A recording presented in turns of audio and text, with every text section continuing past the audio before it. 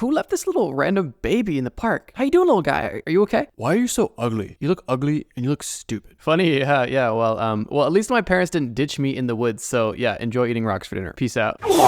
When you think of kids, you probably think of cuteness, innocence, and maybe brutal honesty. But one thing you probably don't think about is evil. Well, in this video, I'm gonna be talking about kids that did evil things, and whether or not it's my place to say if someone is truly evil or not, I don't know. But what I do know is that everything I'm about to mention that these kids did was definitely evil. Now let's get into it. Starting off our list, we have Josh Phillips, who was only 14 years old when he committed his evil act. Phillips grew up in Pennsylvania, but he was moved to Florida with his mother and abusive drug-addicted father. One very important and interesting detail about the story is that there was absolutely no signs that Phillips could potentially be capable of what he ended up doing, at least none that were reported. He was described as quiet and friendly by neighbors in Florida. The mother of Josh's victim even said that her daughter and Josh were good friends and she had no reason to be scared of him. Teachers even described him as a popular kid who didn't stand out, and he had no prior criminal history. So what exactly did Josh do to end up on the list of most evil kids? According to Phillips, on November 3rd, 1998, he was home alone when Maddie Clifton, who lived across the street from Phillips, came to his house asking him to come outside and play baseball. Phillips agreed even though he knew he wasn't allowed to hang out with friends when his parents weren't home. As the two were playing baseball, according to Phillips, he hit Clifton's eye, causing her to bleed, cry, and scream. Phillips panicked knowing that his father would come home soon and he was fearing his reaction. Phillips dragged Clifton into the house saying that her clothes came off as he dragged her into the house, and then he hit her in the head with the baseball bat to stop her from screaming before putting her under the base of his bed. When Josh's dad came home, he chatted with him for a bit and then went back to his room to see that Maddie was still alive in his bed. He at that point removed the mattress and then stabbed her 7 times with a knife, killing her. Maddie's disappearance was reported 5 p.m. that day, and there was a 6-day-long search looking for her, which Phillips participated in. I think one of the most unfortunate parts about the story, besides the absolute tragedy of Maddie Clifton's death, is the fact that Phillips' mother was the one to discover the body in his bed when she was cleaning his room and noticed a wet spot. Prosecutors have a few issues with the story that Josh told, specifically being that it is very unlikely that her clothes came off when he dragged her into the house because there was no dirt on or around her clothes, and the fact that there was no blood on the bat or in the backyard, making his story have almost no validity, and unfortunately, we will probably never know the real story.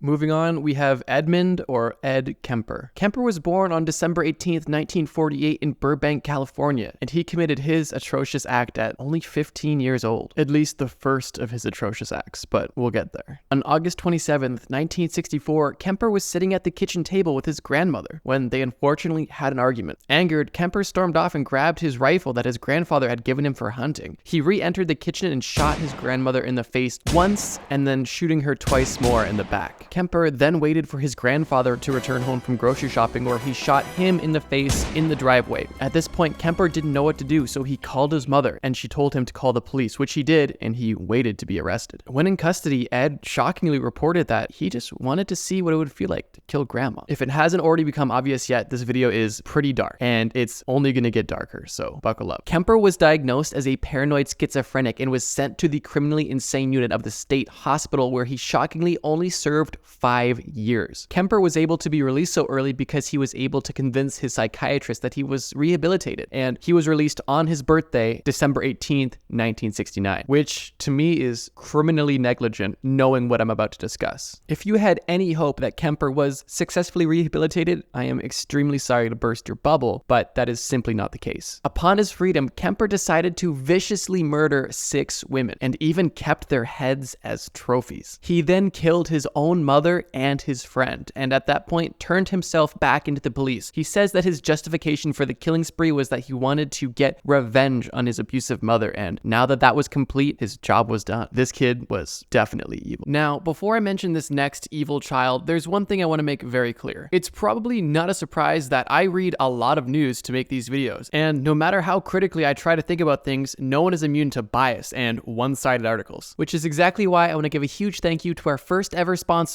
Ground News. Ground News is a website and app that gathers related articles from across the political spectrum and across the world on a single news story and gives you a breakdown of the media outlet's political bias, reliability rating, and ownership, all backed by 3 independent news monitoring organizations. And you can check them out for yourself at ground.news/trustmebro. The link's in the description and the pinned comment. Let's take a look at this kind of funny example on raw duck smuggling to see exactly how it works. Ground News shows that there are 18 articles that have been published about this recently, with the majority majority of the sources coming from a center-leaning view, which makes sense because duck smuggling isn't too controversial. What I find really useful and sometimes funny is the ability to skim through headlines to see exactly how different publications are reporting on the same story. For example, with the duck smuggling, on the left they're saying 6 charged for smuggling raw duck and goose intestines under packaged rattlesnakes. Okay, but on the right they're saying 6 arrested in illegal goose intestine import scheme. It's the same story, but those headlines make it sound completely different. If you're like me and value context and transparency, I would highly encourage you start thinking critically about the news that you consume and go to ground.news/trustmebro today. Click the link in the description to get 30% off their Ultimate Access Vantage subscription, or just try out their Pro plan for less than $1 a month. Now on to our next evil kid.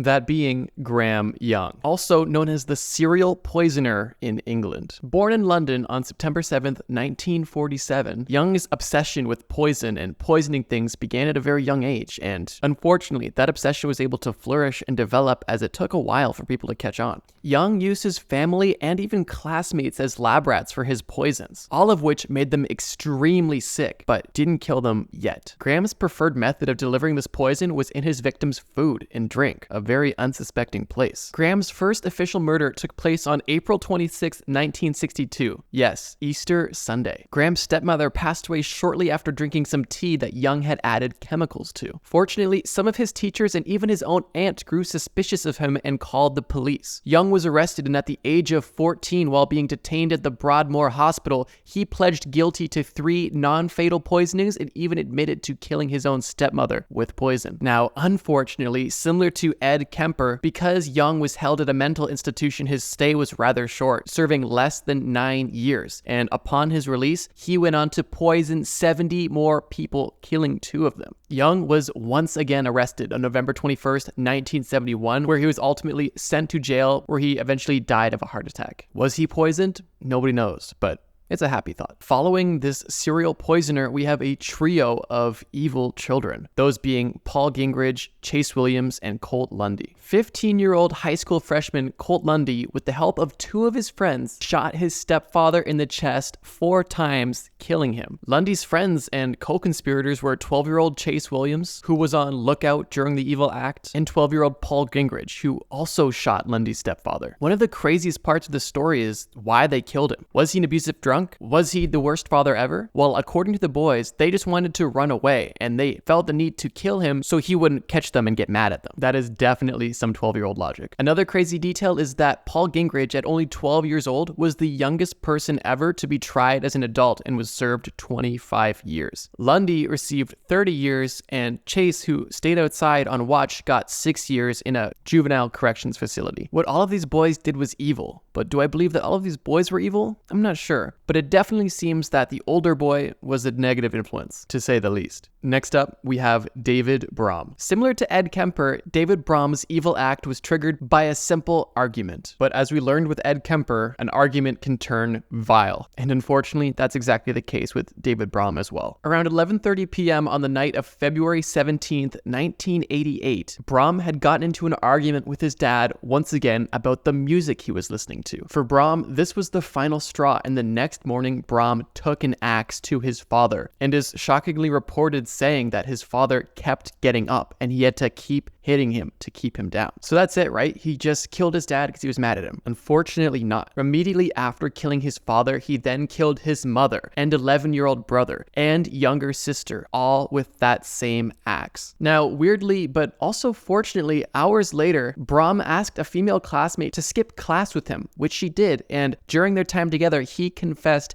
everything to her. He then turned himself in, where he was arrested and sentenced to 53 years in prison. I really don't think that there's any debate on whether or not this 16-year-old who murdered his entire immediate family with an axe was evil or not. Up next, and our second last entry on the list, is Kipland Kip Kinkel, a seriously twisted individual. Kinkel never liked school and performed very poorly, and even had to repeat the first grade and was eventually diagnosed with a learning disability. But that is absolutely no excuse for the evil acts he committed. By only the 8th grade, Kipland was hiding guns in his bedroom and was caught ordering books on how to make bombs and even shoplifting. But these acts are going to seem like child's play when I tell you about the true evil that he committed shortly after. On May 20th, 1988, 15-year-old Kipland was arrested and expelled from his high school in Springfield, Oregon, after a stolen gun was found in his locker. That night, after returning home from being interrogated by the police, the teenager pulled a gun from his secret stash and killed both of his parents. And if the story ended there, it would be a very gruesome tale, but unfortunately, that's only the beginning of the story. The next morning, Kipland brought his entire gun collection to school and opened fire in the cafeteria, killing 2 students and injuring 25 more. Some rather heroic students were able to control the situation until police arrived, and disturbingly, while questioned, Kipland said that he heard voices in his head instructing him to kill, and that he himself wanted to die. He is now serving an 111-year sentence. Truly an evil individual. Our final entry on this list is maybe one of the most shocking because of how recent it was and also because of how young this evil child was. In 2007, a very young 8-year-old Amarjeet Sada claimed the title of the world's youngest serial killer. Sada was born in a small poor village in India in 1998. In 2006, Sada killed his 6-month-old sister, who was left at a primary school to be taken care of while his mother was running errands. Sada took her out of her crib at the school and brutally murdered her and buried her in a shallow grave, and then later returned home like nothing happened. When questioned by adults whether or not he did such a thing, he freely and proudly admitted to this evil doing and even brought people to the grave. He was arrested, and when questioned by police, simply smiled and asked for cookies. There isn't much more known about this truly terrifying and tragic case,